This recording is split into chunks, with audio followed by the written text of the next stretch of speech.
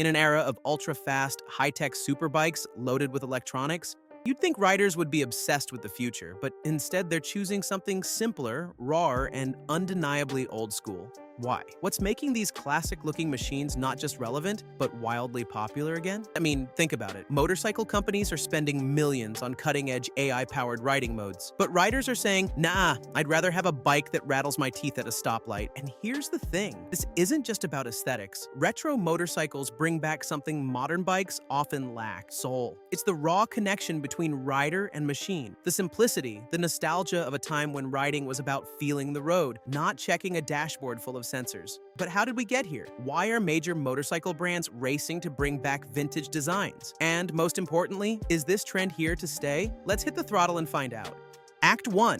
The rise of retro motorcycles. So, what's really behind this sudden obsession with retro motorcycles? Why are riders across the world, many of whom grew up dreaming of high-performance sport bikes, now gravitating toward these vintage-styled machines? It's not just nostalgia, it's about something bigger, a shift in the way we see motorcycles, a reaction to modern technology, and a craving for something more authentic. Let's break it down. Point 1. The emotional appeal. More than just a motorcycle. For many riders, a retro motorcycle isn't just a machine, it's a statement, a rejection of overcomplicated electronics, excessive rider aids, and the feeling that modern bikes are becoming too much like cars, too clinical, too disconnected. There's something about the bare-bones, stripped-down nature of a retro bike that speaks to a rider's soul. No fancy ride modes, no digital overload, just you, the engine, and the road. And let's be honest, who wouldn't want to feel like Steve McQueen blasting down a dirt road on a Triumph Scrambler? Of course, let's not romanticize it too much. Riding a vintage-styled bike means you'll probably get a few oil leaks, a stiff suspension, and vibrations that make your hands go numb. But hey, that's part of the charm, right? Point 2. The market shift. Why brands are betting big on retro. This trend isn't just coming from riders, it's coming from big manufacturers too. Brands like Triumph,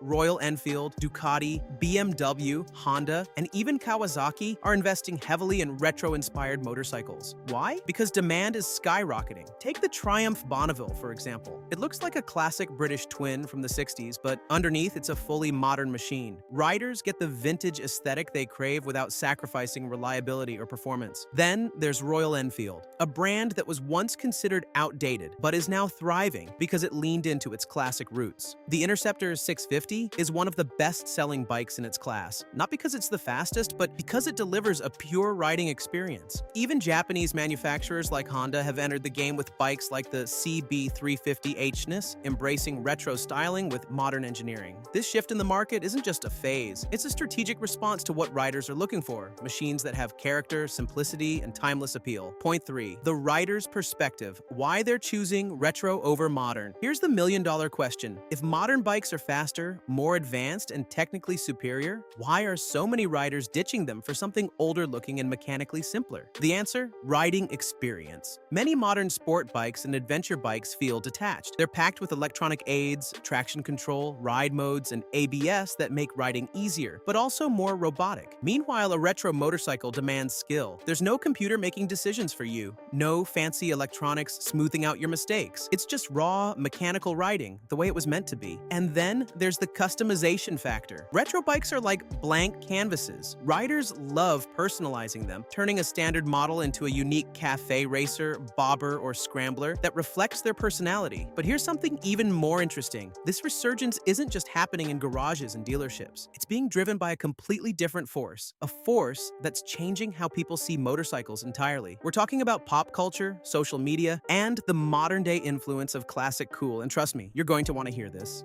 Act 2. Introducing the cultural force. So, we've talked about why riders are embracing retro motorcycles. We've covered why brands are making them. But here's something even more fascinating.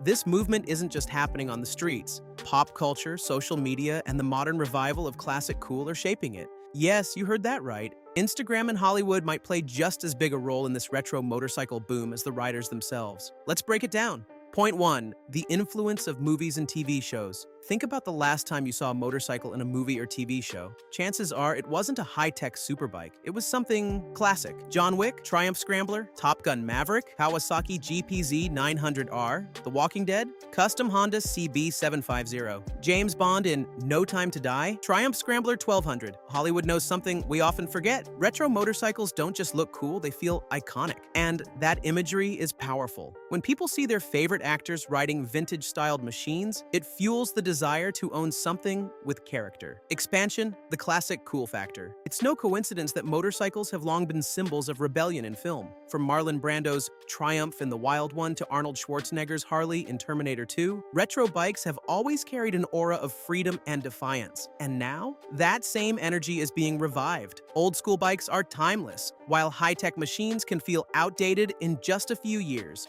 Point 2. Social media and the rise of the aesthetic rider. Platforms like Instagram, YouTube, and TikTok have turned motorcycles from a niche hobby into a visual lifestyle. And guess which bikes look best in those moody, cinematic motorcycle shots? Yep, retro bikes. A custom-built cafe racer parked outside a coffee shop? A rugged scrambler kicking up dust on a back road? A minimalist bobber under golden hour lighting? These images spread like wildfire, inspiring thousands of riders who might have never considered buying a motorcycle before. And it's not just photos. YouTube is packed with custom-build channels, showcasing how easy and affordable it can be to take an old bike and turn it into a work of art.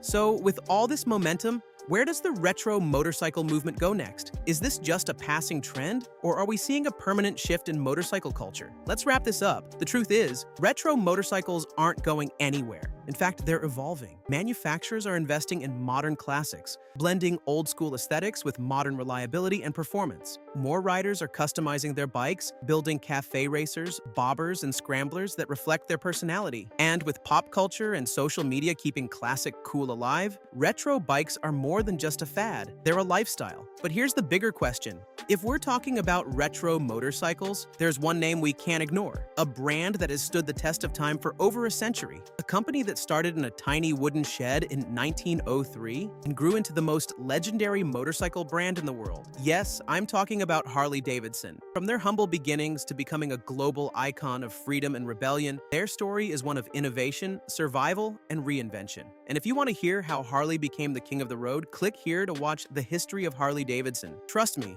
you don't want to miss this one.